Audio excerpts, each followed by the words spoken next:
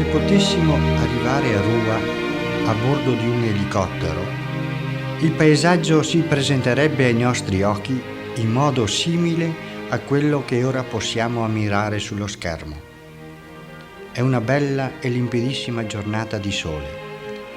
Il nostro sguardo si può saziare di tante bellezze naturali in una cornice di colli e di verde. Noi che viviamo in mezzo a tanto splendore siamo quasi insensibili a tante meraviglie del creato. Forse ora queste immagini ci faranno apprezzare di più luoghi tanto conosciuti, ma che la vita dinamica di quest'era non ci permette di osservare ed apprezzare.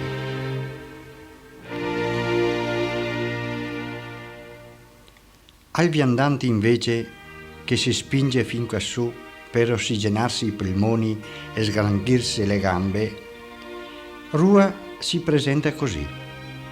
È il Col Capriolo, in quel di Conegliano, oggi sede principale del comune di San Pietro di Feletto e della parrocchia di Rua.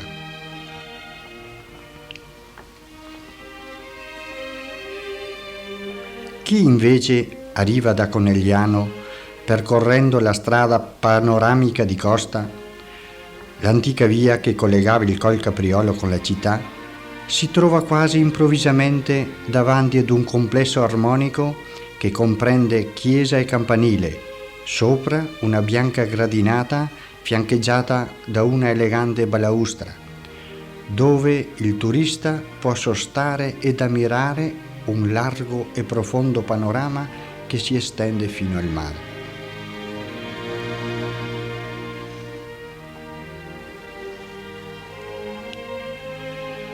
A questo punto trascuriamo le bellezze naturali del luogo per tuffarci nel passato, per vivere assieme ai candidi ospiti dell'eremo l'atmosfera spirituale che permeava questo ridente colle circa 200 anni fa. Per offrire al pubblico questa possibilità, Don Nilo Faldon, autore della storia di Rua, accompagnato da una modesta troupe cinematografica, ha voluto recarsi a Rocca di Garda, nell'eremo camaldolese di San Giorgio, per imprimere sulla celluloide le strutture ancora intatte e funzionali di quel cenobio, le quali ci permetteranno di ricostruire idealmente quelle già distrutte e scomparse qui a Rua.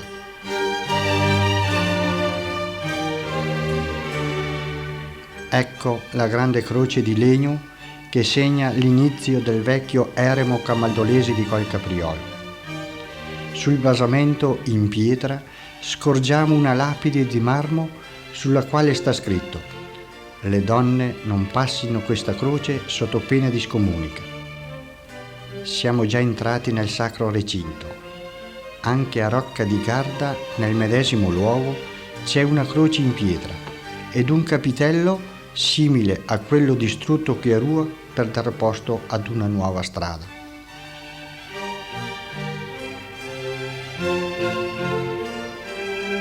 Ci avviciniamo alla chiesa. Ai piedi della gradinata c'era il portale d'ingresso, come vedremo fra poco nell'eremo di Garda.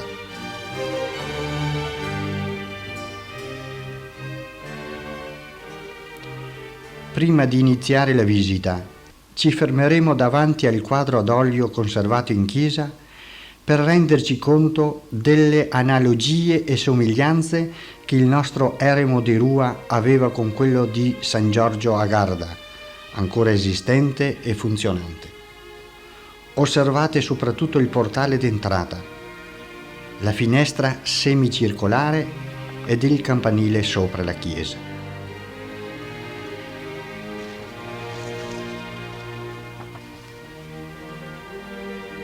Stiamo per iniziare la visita a Rocca di Garda. Il portone è aperto per accoglierci. Si intravede la gradinata che porta alla chiesa.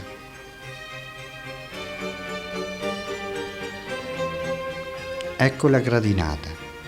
Questa è a 2 rampe, mentre quella di Rua ad una, come esiste tuttora.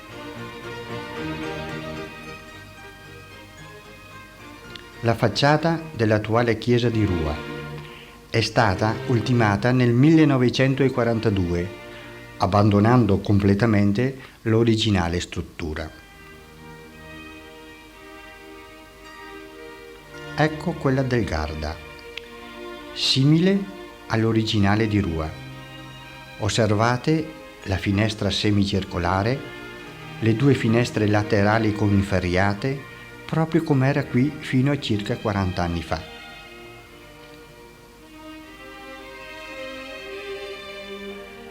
Notate sopra la chiesa, a sinistra, il piccolo campanile, come abbiamo già rilevato prima sul quadro ad olio.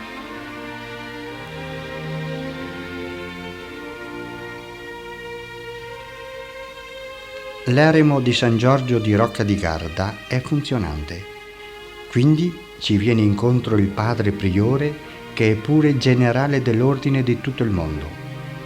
È di origine spagnola, ha vissuto parecchio in Polonia, si è recato persino in America del Sud per aprire un nuovo monastero. È molto gentile con noi e ci sopporterà per circa 2 ore. Tempo impiegato per eseguire il nostro servizio fotografico.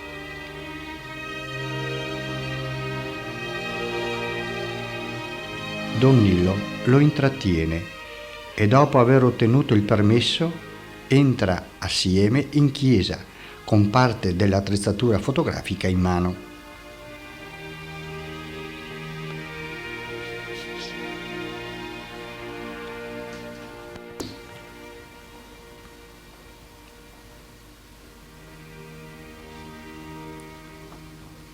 Prima di proseguire, sarà necessario osservare assieme la pianta della nostra chiesa com'era in origine.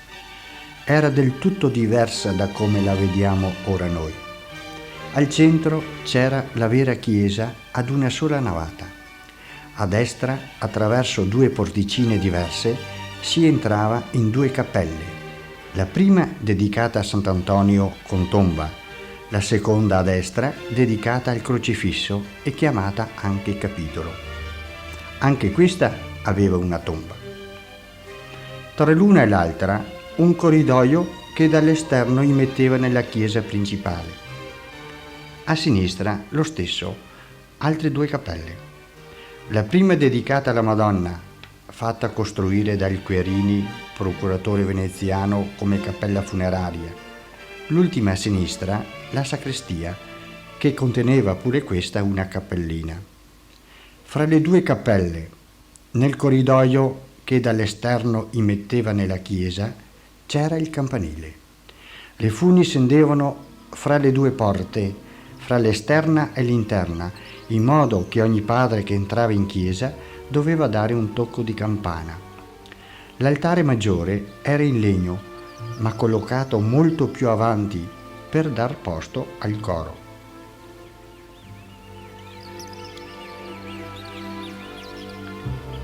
L'interno dell'attuale chiesa, completamente rifatta ed ampliata in tempi diversi. La chiesa primitiva, consistente in unica navata con 4 cappelle, l'attuale invece unica a 3 navate.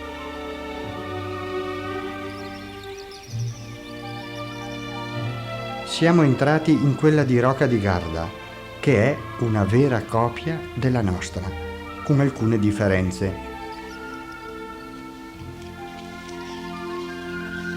Ecco l'attuale presbiterio della chiesa di Rua.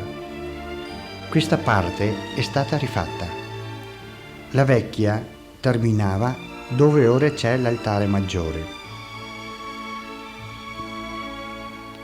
Questo è il famoso altare in legno intagliato, costruito circa 300 anni fa dai fratelli Ghirlanduzzi di Ceneda. È l'unica opera che ci rimane intatta.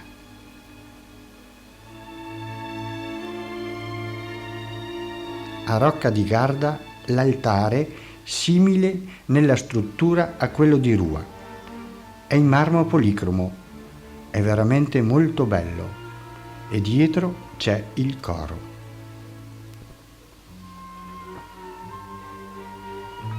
Gli stalli. Ogni parete della chiesa è ornata da questi meravigliosi banchi di noce intagliati. Anche a Rua ce n'erano molti. Quelli che rimangono si trovano ora dietro l'altare maggiore, ma sinceramente quelli di Garda sono migliori.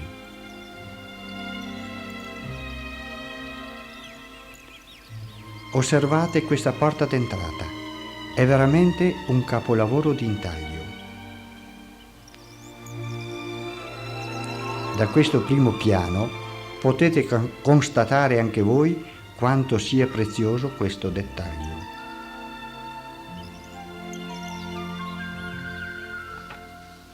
La navata della Madonna nella nostra chiesa. Un tempo, in primo piano, c'era la cappella di Sant'Antonio. Dopo la porta laterale, la cappella del Crocifisso o capitolo.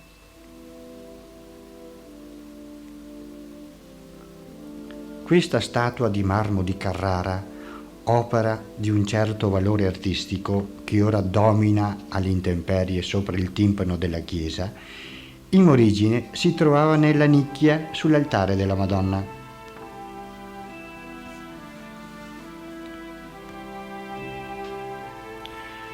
È lo stemma del procuratore veneziano Querini che si trova sull'altare della Madonna, fatto costruire per la cappella funeraria.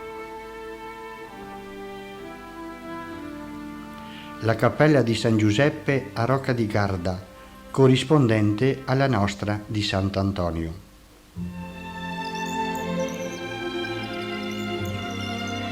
La cappella di San Romualdo, corrispondente alla nostra del Crocifisso o capitolo. La navata del Sacro Cuore, quella a sinistra, sopra a metà si trovava il campanile.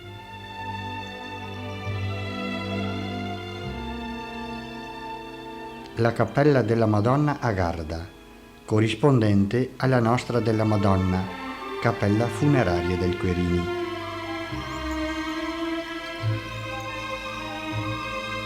La sacrestia. Osservate i meravigliosi banconi di noci intagliati, una vera opera d'arte.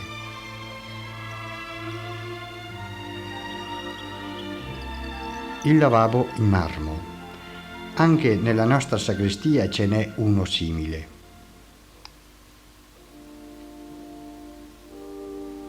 Le funi che scendono dal campanile. Le campane sono suonate dai frati quando entrano in chiesa.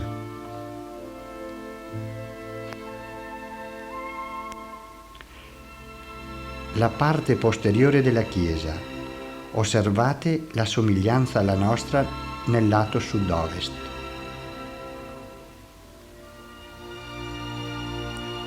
Il campanile sopra la chiesa come era qui a Rua.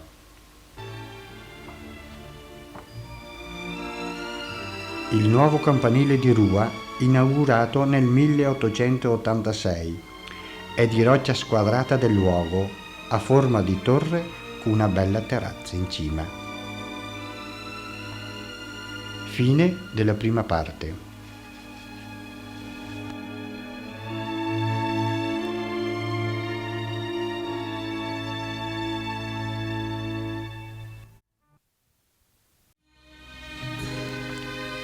Il palazzo, oggi municipio e scuola media, fu il fulcro della comunità camaldolese di Rua. In origine era un palazzo signorile dei signori del giudice di Conegliano, poi acquistato dal nobile Alvise Canal di Venezia per donarlo agli eremiti, che qua aprirono l'eremo camaldolese del Col Capriolo nel 1665.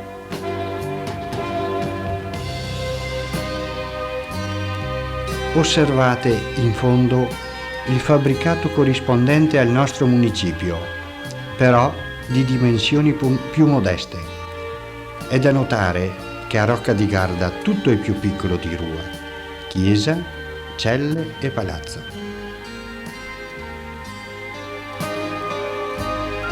Le 4 celle di Rua, le uniche rimaste di 14.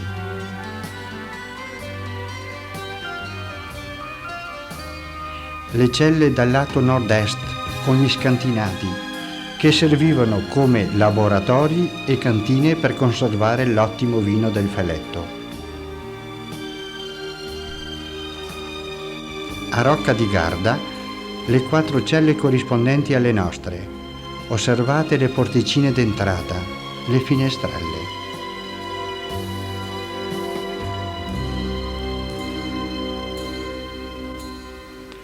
Altre 4 celle in posizione opposta alle prime. Si scorge il prato corrispondente al nostro campo sportivo.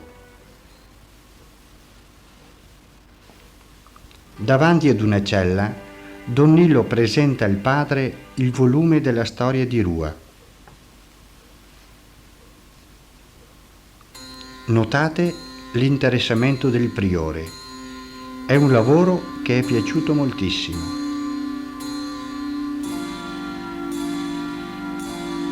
Prima di visitare l'interno di una cella, è opportuno osservare assieme la pianta per comprendere meglio l'ubicazione delle 4 stanzette. Al centro c'è un corridoio. A destra, in primo piano, la stanzetta da pranzo. Più in su i servizi. A sinistra, la camera da letto e in fondo la cappella.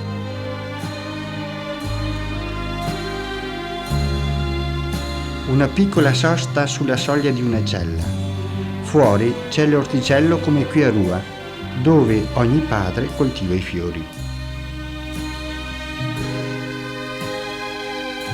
Siamo nel corridoio d'entrata della cella. In esso si aprono 4 piccole porte.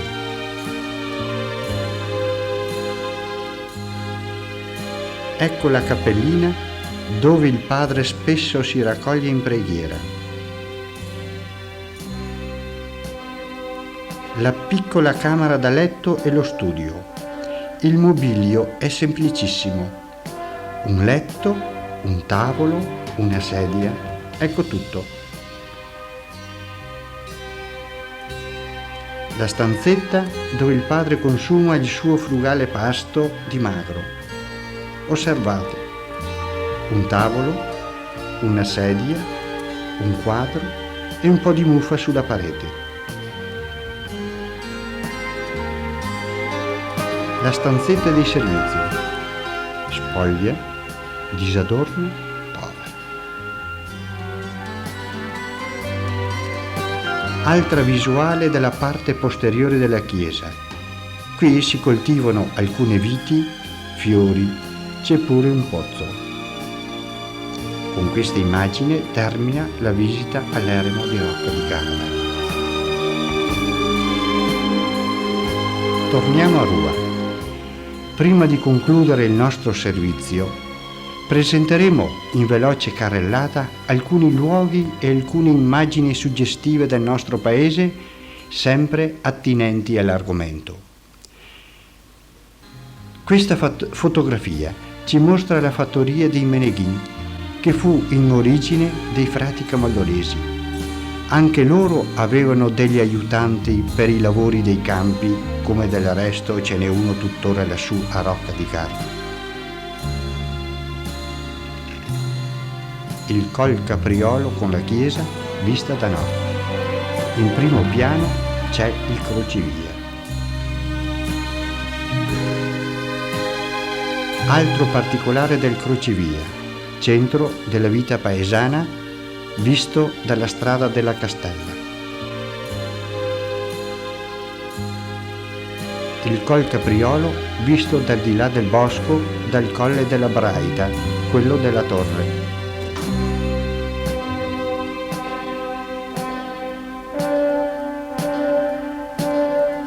I 2 cipressi centenari impiantati dai padri si trovano sopra le peschiere.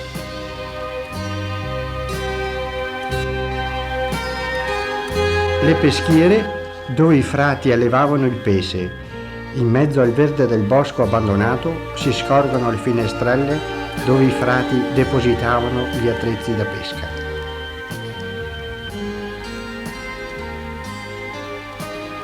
Dal bosco il Colle della Braita con la torre rimessa a nuovo.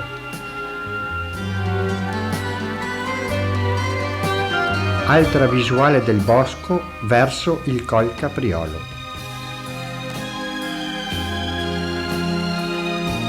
Altra panoramica di Rua vista dal campanile in una bellissima giornata di agosto.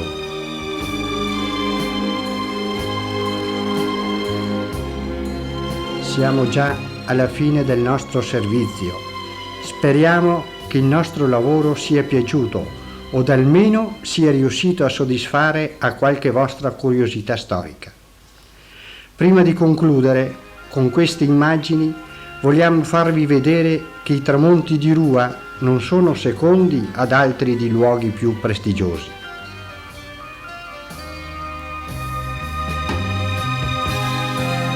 Con il sole che muore dietro i monti del nord, vi diciamo grazie per la vostra attenzione. Se il lavoro vi è piaciuto, ne siamo soddisfatti. Se invece, come dice il Manzoni, fossimo riusciti solo ad annoiarvi, credete che non si è fatto apposta.